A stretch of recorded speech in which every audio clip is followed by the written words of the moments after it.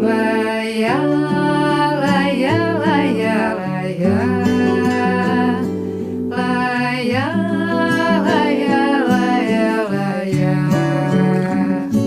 Laia, laia, laia, laia. Laia, laia, laia. Laia, laia, laia. Laia, laia, laia, laia, laia.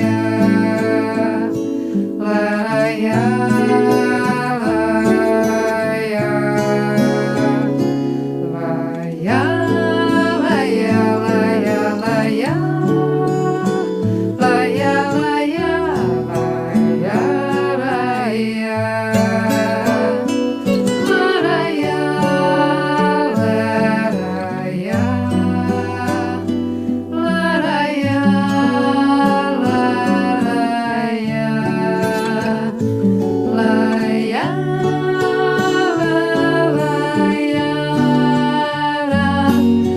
Laia, laia, laia, laia.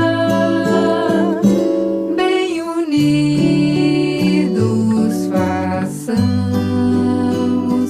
nessa luta final uma terra sem donos, a internacional. Uma terra sem donos, a internacional.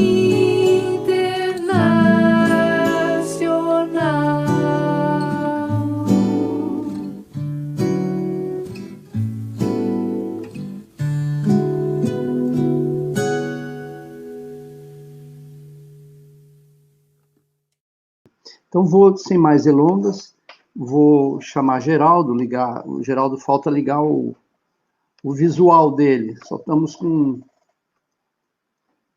Geraldo, 1, 2, 3, lhe chamo. Ele apareceu aqui, mas estou sem contato com ele. Tá tudo bem? Tudo, parece que tem. Ó aí, Geraldo. Bem? Então, agora é a sua vez também de fazer a sua apresentação. Prazer e muito obrigado, Geraldo. Muito obrigado pelo convite. É um prazer estar aqui debatendo com os companheiros, com a professora Virgínia, e debatendo, aprofundando a reflexão, né? E também conhecimento, debate, tanto teórico quanto militante, sobre a evolução da burguesia vinculada à Comuna de Paris, que nós estamos aí vivendo, como a professora Virginia já colocou, praticamente o dia, né, foi 28, 29, os 2 dias em que, após a Semana Sangrenta, durante toda a Semana Sangrenta, houve um massacre, né, e a derrota militar da Comuna de Paris, que durou só 72 dias. Então, esse é muito uma das possibilidades, um dos eixos, né, abordagem possível da gente apanhar esse conjunto do movimento burguês aí no final do século XIX, é a própria obra do Marx e do Engels, né, que vão dedicar-se de modo muito intenso ao estudo da Revolução e Contra-Revolução na Europa no século XIX, em particular na França. Então, a Comuna de Paris iniciou-se nos desdobramentos da capitulação da burguesia francesa na Guerra Franco-Prussiana, provocada pelo Napoleão III, por Louis Napoleon Le Petit, o pequeno, né, o sobrinho do tio. O primeiro Napoleão foi uma expressão do desdobramento da Revolução Burguesa, de certa forma, porque derrubou monarquias na Europa, estourou, né, as condições jurídicas e socioeconômicas para a expansão, para a defesa da Revolução na França, para a expansão, para a desagregação do feudalismo, expansão da ordem burguesa, da primazia burguesa na Europa. De certa forma, então, Napoleão era um continuador da Revolução Francesa, embora uma perspectiva, uma política autocrática, torna-se imperador. O Napoleão III, o sobrinho do tio, é uma expressão da contra-revolução burguesa. Isso aparece de modo clássico, né, na obra do Marx, do Marx, onde nós vemos aí uma explicação via luta de classe, não simplesmente um conjunto de caracterizações que denigre a figura do Luiz Napoleão, como Victor Hugo, Proudhon, quer dizer, o Marx não ia resolver o problema cobrindo Napoleão de insultos. Ele explica como a luta de classes gerou uma situação em que a burguesia recorreu àquela figura medíocre na França, que era a pátria da Revolução, praticamente, que é a Revolução de 48, 1848 a 50, pode ser caracterizado como a mais europeia das revoluções, a revolução que praticamente envolveu quase todos os países importantes da Europa, com exceção das mobilizações pequenas na Rússia, na própria Inglaterra, que era dominante, na Rússia mais os decembristas, né, em consequência da intervenção do Nicolau I na Revolução, pequenas insurreições, mas na Europa inteira você teve uma derrubada das monarquias absolutistas ou da monarquia burguesa na França, e a derrota das revoluções era algo que fazia parte do jogo político, podia ser compreendido. Agora, a derrota da Revolução na França exigia uma resposta teórica bem fundada, sob pena de mergulhar o movimento proletário socialista numa desmoralização, numa depressão, e isso aparece nas grandes obras, sobretudo do Marx, né, a luta de classe na França, 48 e 1850, e o Dia do Brumário de Luiz Bonaparte. Então, você tem ali um processo que fica claro uma interrupção da Revolução Burguesa operada pela própria burguesia, né, que em 1830 você tem, vamos dizer assim, um processo em que os Bourbon, né, são derrotados, se instaura aí uma monarquia burguesa sob Luiz Felipe, com presença de liberais no governo, inclusive figuras como o próprio Thiers. Em 48, a Revolução de Fevereiro, ela foi radical, levou o movimento proletário ao governo, Albert, depois na eleição, Raspail, que era um cientista, né, foi candidato dos socialistas nas eleições. As eleições até, apesar de você ter a participação das 3 dinastias, nenhuma delas se apresentou claramente como monarquista, né, naquela eleição, que se deu após o massacre do movimento proletário em junho. Então, você tem a Revolução de Fevereiro, uma repressão violentíssima, né, liderada por Cavaignac, do Partido da Ordem, que reunia nesse momento republicanos burgueses e as dinastias monarquistas, que envolviam uma articulação, os Bourbon mais com os latifundiários, né, que eram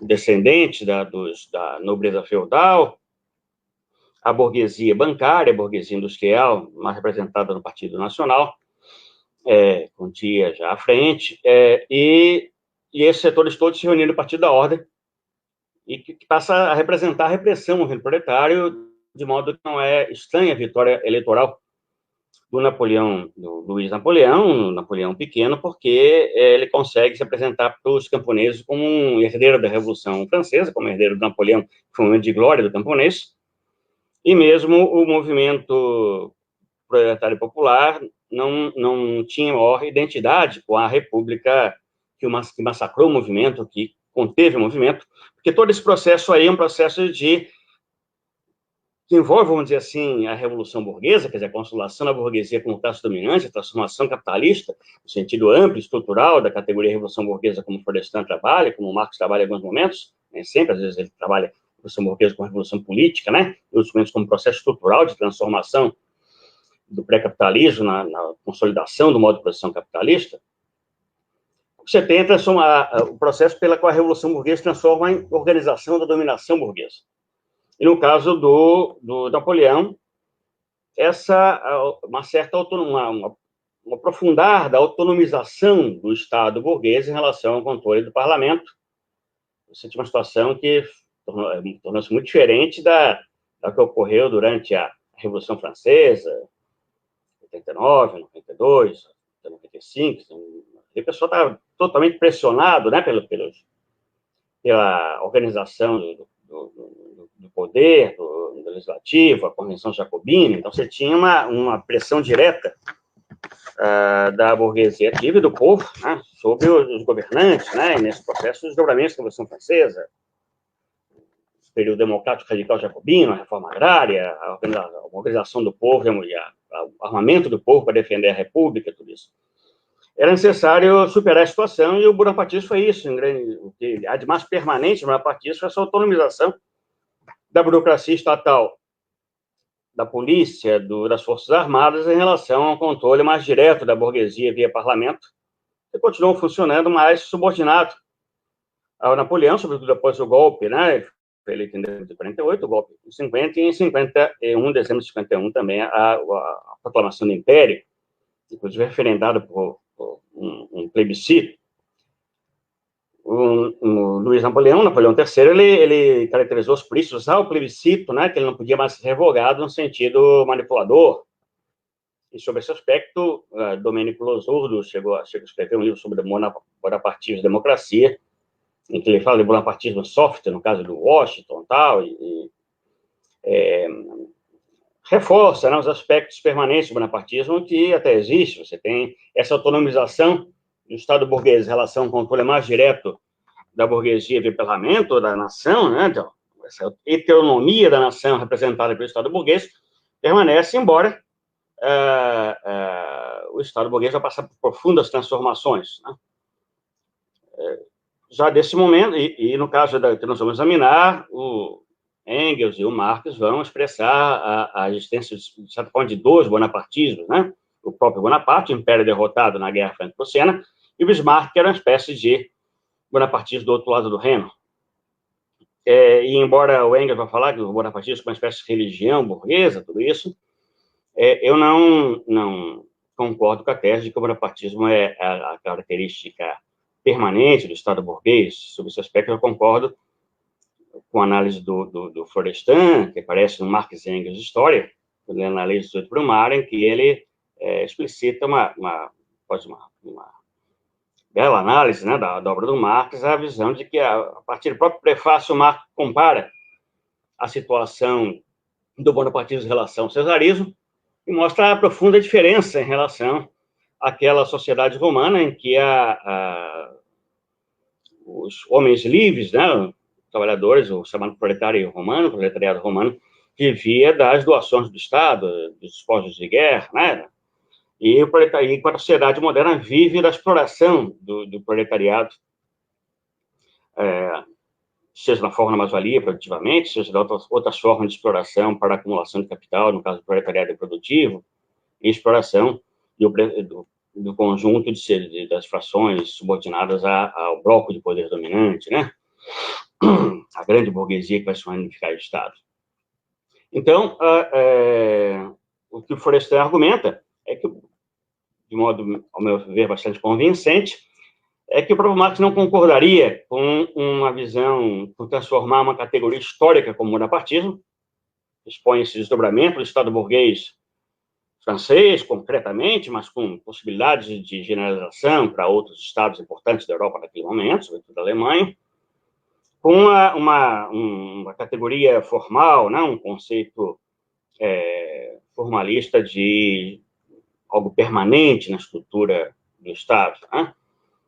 Inclusive porque, sob o capitalismo monopolista, a ditadura militar ela se apresenta muito mais tendencialmente fascista ou abertamente fascista, e não como bonapartismo, porque o bonapartismo caracterizava um momento, de certa forma, de crescimento, de florescimento da dominação burguesa e compatível com uma bela época posterior, com o desdobramento da democracia burguesa, enquanto no século XX o processo tende a uma autocratização do Estado burguês muito mais visível aqui na América Latina, nos países da Ásia, no África, nos países dependentes, nos países mais pobres da Europa, Portugal, Espanha, Grécia, do que no centro, mas geral, né? Uma autocratização que envolve também os países capitalistas centrais e que envolve uma fascização localizada do Estado e, por vezes, fascismo aberto. Né?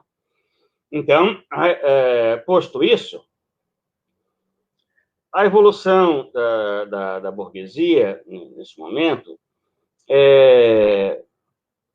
tem que ser, primeiro, marcada pela recuperação econômica pós-revolução. Você tem uma revolução, as revoluções na Europa inteira, e elas são um abalo.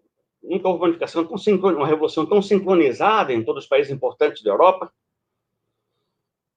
A derrubada da monarquia, não só na França, mas também na Alemanha, no Habsburgo da Áustria, Hohenzollern na Alemanha, estendeu-se por vários outros países, e na Itália, você tem a República Italiana, enfrentando os austríacos, a Revolução verdadeiramente europeia, e que foi derrotada em poucos anos, e houve a restauração das monarquias, mas sob novas condições. Quer dizer, houve uma consolidação da dominação burguesa e as condições pela qual as monarquias negociaram com as burguesias nacionais ou internas a sua recondução envolvia um compromisso do Estado transformado, né, antigas monarquias de origem absolutista burguesadas, no Estado já burguês, embora governado pelas antigas oligarquias, antigas dinastias.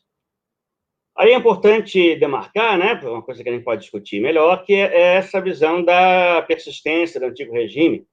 Isso é uma obra brilhante do Arnaud Mayer, fala da persistência do antigo regime, e que pega aspectos reais, presentes, né, que é essa articulação com a aristocracia de origem feudal, e, sobretudo, quais representantes políticos, dirigentes políticos, ou elite política, se quiserem, de origem absolutista, com a organização da dominação burguesa após 1848, até pelo menos a crise do final do século, ou até a Primeira Guerra Mundial. E se isso está presente, né, e o Arnaud Mayer, no seu livro muito interessante, ele apresenta elementos importantes, né, inclusive do ponto de vista cultural, dessa persistência do antigo regime. Esse poder pós-48 na Europa inteira, na Europa, tirando a Rússia e países da Europa Oriental, é o poder burguês. Né? O Bonaparte, claramente, é um presidente, depois um imperador burguês. E o Bismarck vai rearticular a dinastia dos Hohenzollern-Guillermina e vai liderar a unificação alemã, das guerras primeiro com a aliada até a Áustria contra a Dinamarca, com essas guerras contra a Áustria, já na guerra franco-prussiana, lidera um conjunto de estados da antiga Confederação Alemã, da antiga Soberania, contra a França. Esse processo de unificação, que é consagrado, como a própria professora Virginia já salientou aqui, né? O Bismarck, o Bismarck proclama a criação do Segundo Reich e do imperador, né, como imperador do Império Alemão em Versailles, né? Quer dizer, na própria França derrotada e ocupada. Então, esse Estado é um Estado burguês, um Estado bismarckista, né, que tem características muito semelhantes ao bonapartismo, ao ponto do Engels trabalhar o conceito no sentido de caracterizar o governo do Bismarck, né, como bonapartista, o outro bonapartismo, isso aparece também nas resoluções, nos textos que o Marx escreve, né, também representando internacional, né, sobre a guerra franco-prussiana, né, os dois textos anteriores ao terceiro texto sobre a guerra civil na França.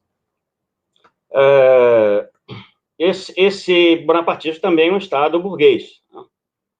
Então, você tem elementos do antigo regime muito mais fortes, Popper e Juncker, a aristocracia rural prussiana nunca foi eliminada pela Revolução Burguesa Democrático-Agrária, como aconteceu na França, sob Robespierre, sob os jacobinos, está ali presente, né, garantindo seus privilégios, uma série de elementos antidemocráticos de origem pré-capitalista, mas o Estado já é um Estado burguês, sob Bismarck, e o Estado que vai viver o período pós-comuna da Europa Ocidental será um Estado burguês, e viverá, inclusive, a chamada Segunda Revolução Tecnológica. Nós temos aí as vésperas da Comuna. um processo de imenso crescimento do capitalismo pós-Revolução de 48. A derrota de 48 foi muito profunda no movimento proletário revolucionário. Os dirigentes do movimento proletário são obrigados a se exilar, é o caso também de Marx e o Engels, vão para a Inglaterra, e lá, posteriormente, inclusive, tentam, nos primeiros anos, manter a revolução. Até 1850 você tem as mensagens da Liga dos Comunistas orientando a vinculação da revolução democrática antifeudal, anti-absolutista, à revolução proletária, uma revolução permanente, mas percebe depois que a revolução política ia viver uma hibernação, e a Liga dos Comunistas é dissolvida nesse processo, e o Marx permanece articulado com os seus camaradas, em cartas, correspondência, que ele chama de o nosso partido no sentido amplo da palavra, não como uma organização partidária no sentido próprio, mas como a articulação que os comunistas mantêm através de correspondência, de tentativa de intervenção política mais ou menos articulada via essas relações, via correio, etc. E há uma grande expansão do capitalismo, imensa expansão, né, esses anos aí, de 48 até 57, 58. 57, 58, a crise é muito grave, a ponto do Marx e o Engels esperarem, né, a possibilidade de uma nova revolução. Marx, inclusive, apressa a redação dos Grundrisse antes do dilúvio para contribuir, para oferecer ao movimento proletário popular revolucionário, né, fundamentos teóricos para a sua luta. Mas a crise de 57, 58, apesar de ter sido muito grave, ela é curta e ocorre uma nova recuperação do capitalismo muito forte nos anos seguintes, muito intensa, ainda que a base técnica da Revolução Industrial inglesa, né,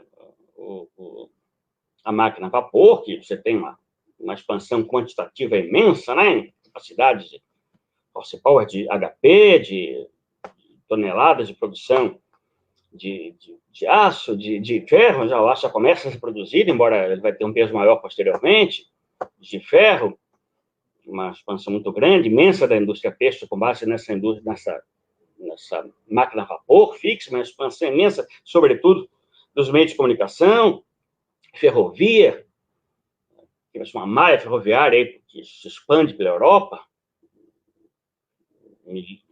milhares de quilômetros. Os Estados Unidos também vive todo um avanço e explode em 1860-65 a Guerra de Secessão, que é a guerra maior guerra do período, né?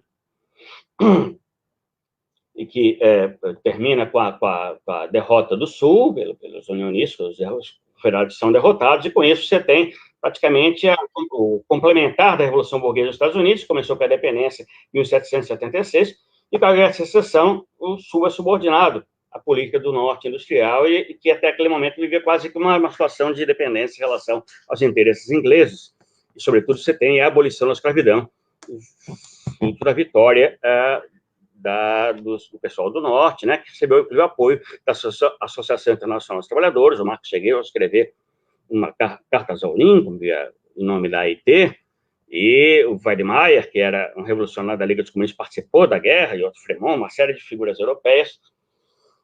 Então, você tem essa situação mudando no mundo, e o Marx está começando já, no interior da Associação Internacional dos Trabalhadores, a pensar a nova situação revolucionária. E é muito importante eu pensar a burguesia em relação à revolução, quer dizer, a revolução e a contra-revolução burguesa vai se organizando.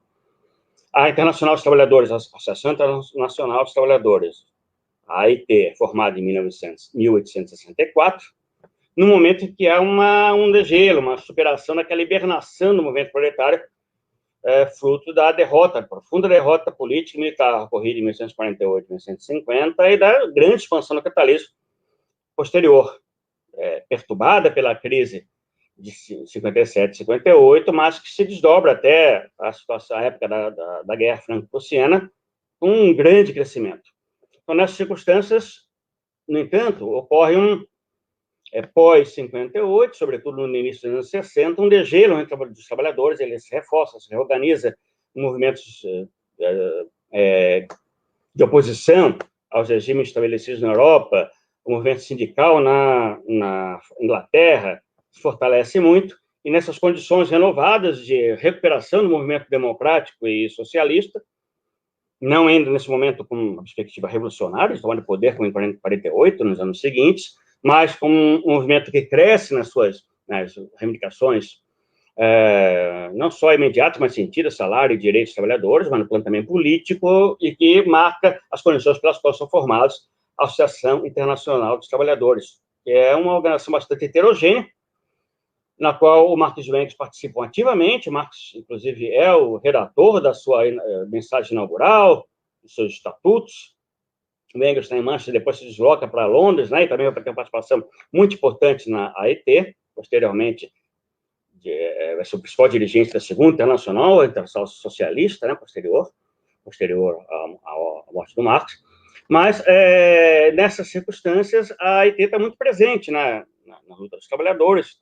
Isso aparece no temor dos patrões, dos governos. Um pouco antes de declarar a Guerra Franco-Prussiana, Napoleão promoveu uma imensa repressão contra a AIT, um contexto, inclusive, em que, pegando rapidamente essa evolução, o Napoleão III ele viveu um período que, um pouco depois de um período mais repressivo, ele chamou de liberalização, e embora tenha mantido durante, pelo menos inicialmente, a legislação proibir o movimento sindical, que tinha origens anteriores, lá da época do século XVIII, ele promove um esforço do que ele chama de liberalização, do Império Liberal,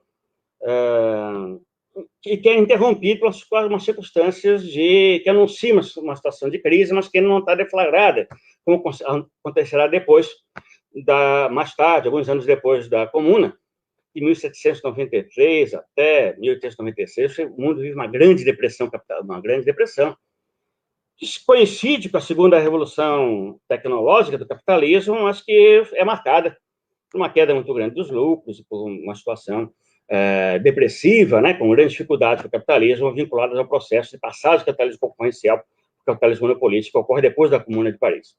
Então, nesse momento, nessas circunstâncias, a repressão começa a aumentar, fruto do fato de que o movimento proletário também se organiza, o movimento proletário democrático na França contra Napoleão. Então, você tem, inclusive, perseguição de liderança da Associação Internacional de Trabalhadores, prisões, invenção de que havia uma conspiração para assassinar o Napoleão, etc. E os conflitos entre Bismarck e Napoleão vão se agudizando, não havia espaço para dois Bonaparte na Europa.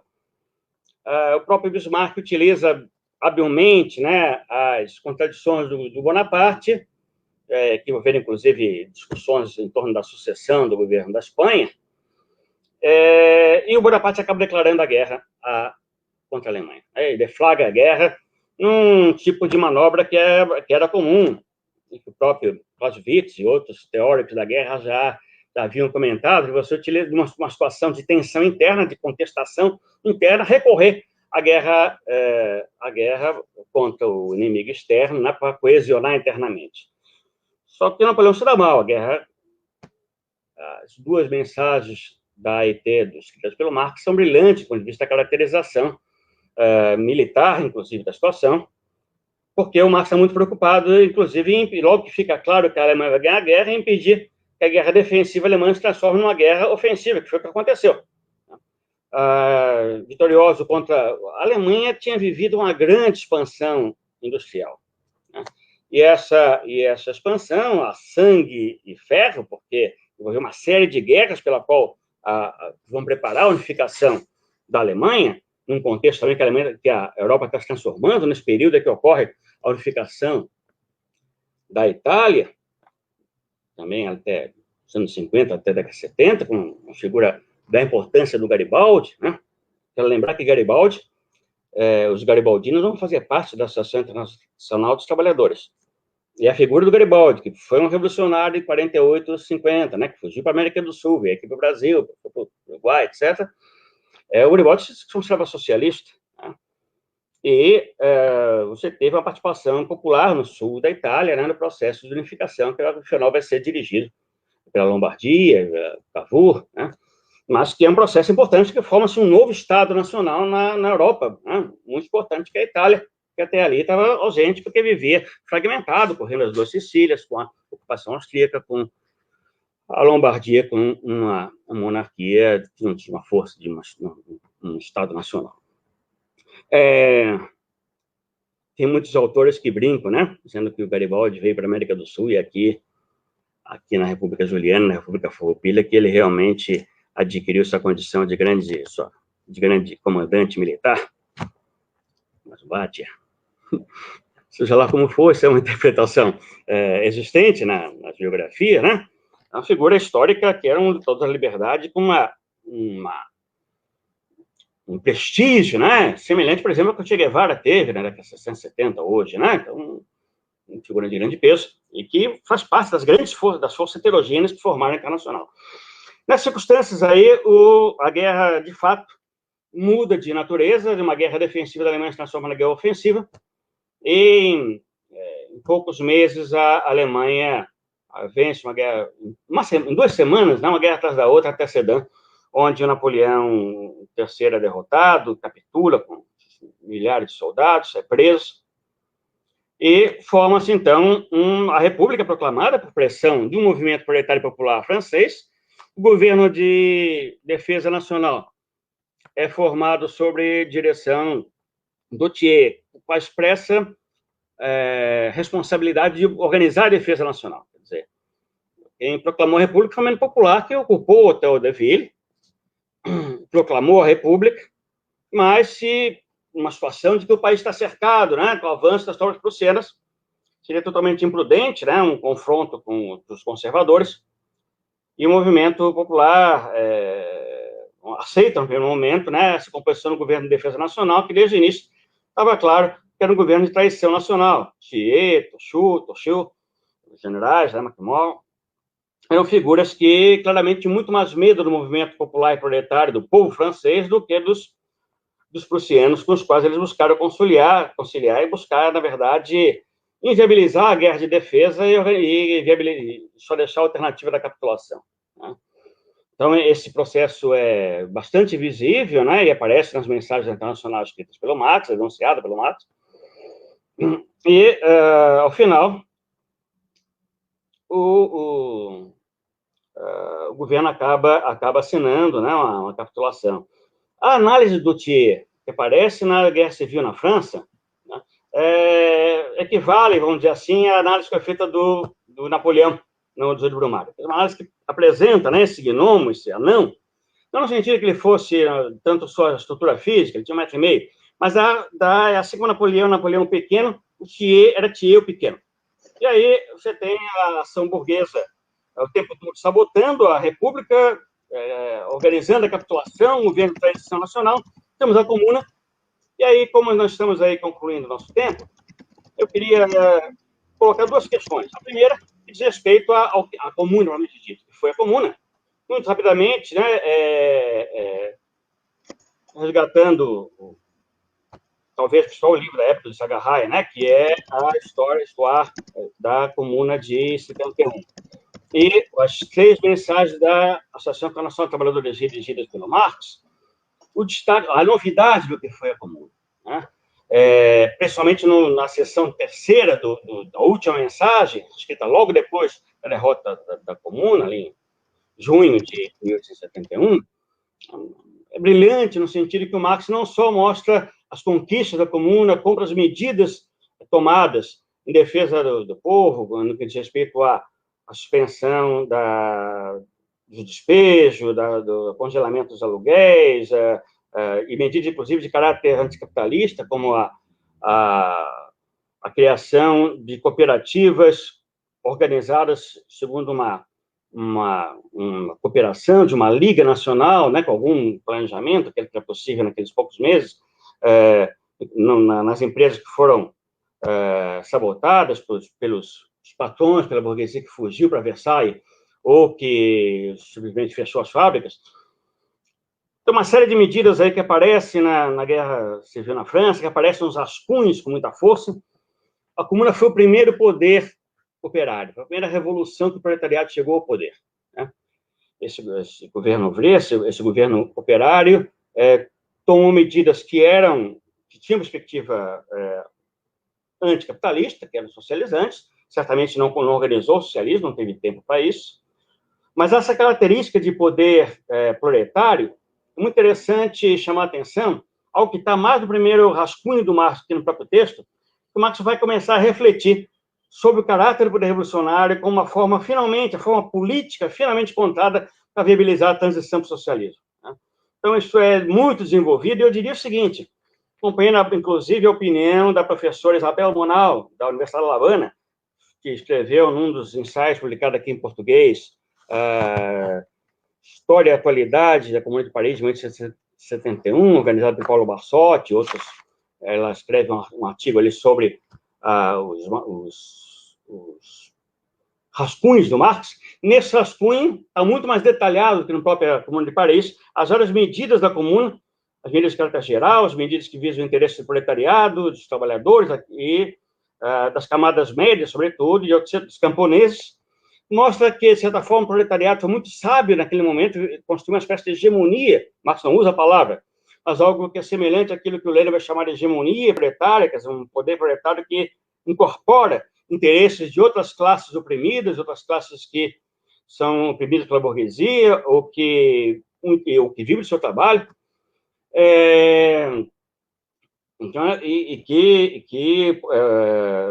foi um dos motivos pela qual os rurais e a burguesia se apressaram ao máximo para derrotar a comuna, porque se ela sobrevive, ela conseguiria ganhar as massas camponesas e puxar uma insurreição de maior abrangência no conjunto da nação francesa. Então, ali aparece com muito detalhamento todo esse conjunto de medidas pelos quais o proletariado tinha condições de ganhar, ganhou mesmo as camadas médias da cidade de Paris e outros setores não proletários das classes subordinadas e oprimidas de Paris e apresentava um programa, né, oferecia um programa, uma política capaz de ganhar os camponeses, né, que viviam toda uma insatisfação. Votaram Napoleão III em função da opressão que viveram por parte dos credores, dos capitalistas, mas viviam profundamente satisfeitos com o império, com a situação naquele momento, e poderiam vir a se insurgir, né? Uma coisa só para fechar isso aí, sem detalhar, o Marx fala, inclusive, de um poder revolucionário do proletariado e do conjunto das classes que vivem do seu próprio trabalho, que envolve não só o proletariado produtivo e improdutivo, mas uma série de trabalhadores autônomos, né, que não são subordinados diretamente ao capital, e camadas médias, camponeses, etc. Então, isso é muito interessante, né? E eu diria o seguinte, fechando esse ponto, que o que aparece ali se desdobra da análise, da brilhante narrativa histórica da luta de classe da Comuna de Paris, mas tem uma prospecção teórica. Marx tira dali elementos essenciais que estão presentes, que não apareceram, mas que abrem-se para o futuro. Abre-se para o futuro como uma forma finalmente encontrada de poder revolucionário capaz de viabilizar a transição socialista, que era um poder profundamente democrático, que envolveu não só a sufrágio universal, revogável dos seus representantes, mas uma série de características que unificavam democracia direta com democracia representativa, que eram formas racionais de viabilizar a transição. O segundo elemento, para fechar, é provavelmente a evolução da burguesia. A repressão comum é sangrenta, a parte final, a quarta sessão ali da Guerra Civil na França, o Marx descreve longamente todos os conluios e articulações dessa figura, o Thiers e seu governo, né, para subjugar Paris. Como eu falei, o Thiers aparece uma espécie como uma síntese, né, da burguesia francesa após 1830, quer dizer, a burguesia não é a mesma sempre, não é uma substância fixa e imutável. Uma coisa é a burguesia, na época da Revolução Francesa, que dirigiu as grandes revoluções do século XVIII, Inglaterra antes, do século XVI, XVII, ela vai mudando, né? E no processo de 1830 em diante, o Thiers é uma figura sintética, né, desse processo pelo qual a burguesia vai se transformando de uma classe revolucionária numa classe conservadora, e posteriormente vai se transformar numa classe claramente contra-revolucionária na própria comuna, né? Então, ele mostra que a carreira política do Thiers, que não tiveram um corrupto, além de ser um mau historiador, um cara que ficava na superfície, que tinha um medo enorme das transformações históricas mais profundas, por isso, inclusive, que não as compreende nas suas obras históricas. Essa história pública da figura da carreira pública do Thiers é um pouco expressão dos infortúnios da França, e essa figura parece uma espécie de síntese da evolução da burguesia francesa. A repressão. A comuna é uma coisa monstruosa, né? Versailles reconhece 18 mil mortos, mais 30 e poucos mil processados e condenados. Mas foi muito mais que isso, né? O Engels, numa carta à mãe, que ele explica o que estava acontecendo lá, fala em 40 mil mortos. Seja lá como for, no mínimo aí de uns 36 mil a 50 mil mortos, coisa de louca, Deus não se tem a contabilidade disso. Nos 30 e poucos mil condenados para Nova Caledônia, para a Guiné, para a Guiana Francesa, né? Se decapitou o movimento proletário durante todo um tempo. E o poder da Terceira República, né? Os caras não se atrevem a restaurar o Império, né? O próprio Thiers considera que a República, as condições que tem que unificar, é o poder que tem condições de unificar a burguesia. Ele incorpora alguns elementos aí estruturais do antigo bonapartismo, essa autonomia do Estado, esse caráter mais autocrático do Estado, mas vive uma certa Belle Époque, que são os anos final do século XIX. Então, o que você tem, no final dessa Revolução Burguesa, nesse processo posterior à Comuna, uma profunda crise, uma crise muito grave do capitalismo, de 1873 até pelo menos 1896, e nesse processo, respondendo à situação, acompanhando uma profunda revolução tecnológica, chamada Segunda Revolução Tecnológica do Capitalismo, onde muda, né, inclusive o padrão da indústria movida ao vapor, né, para a indústria de combustão a gasolina, tal, o petróleo ganha um peso muito maior, que a lei era usado pouco, né, o aço ganha um peso muito grande, tudo isso, que você tem essa segunda revolução tecnológica, descrita nos vários estudos, Mandel, Landes e outros. Esse processo também é um processo que vai evoluir para a situação que vai levar as guerras imperialistas, a repartição do mundo em colônias, né, dominada pelos estados europeus e pelos Estados Unidos, e vai se desdobrar, finalmente, na guerra imperialista e no capitalismo monopolista, na nossa época, que vai dar origem a um novo tipo de Estado burguês, muito mais violento, muito mais autocrático, que é o Estado burguês que vai gerar o fascismo.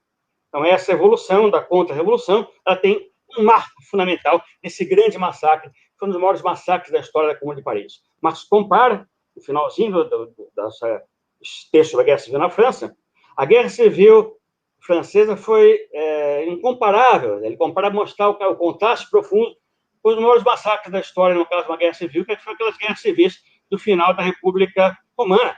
O Sila como ditador, depois os dois triunvirados, né, lá do César Pompeu e Crasso, depois o Otávio Augusto, o Marco Antônio Lébio, milhares de pessoas, foi uma coisa violentíssima, mas que sem comparáveis, que é uma brincadeira comparada com o massacre da Comuna de Paris. Então, foi uma coisa violentíssima, e é belíssimo o final da peça do Brecht.